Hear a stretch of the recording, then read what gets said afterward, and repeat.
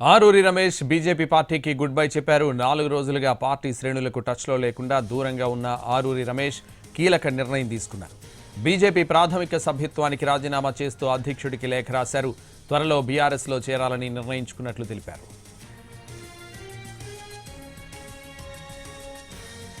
Aruri Ramesh BJP పార్టీకి good bye చెప్పారు. 4 రోజులుగా పార్టీ శ్రేణులకు టచ్లో లేకుండా దూరంగా ఉన్న ఆరూరి రమేష్ కీలక నిర్ణయం తీసుకున్నారు. బీజేపీ ప్రాథమిక సభ్యత్వానికి రాజీనామా చేస్తూ అధ్యక్షుడికి లేఖ రాశారు. త్వరలో బీఆర్ఎస్లో చేరాలని నిర్ణయించుకున్నట్లు తెలిపారు.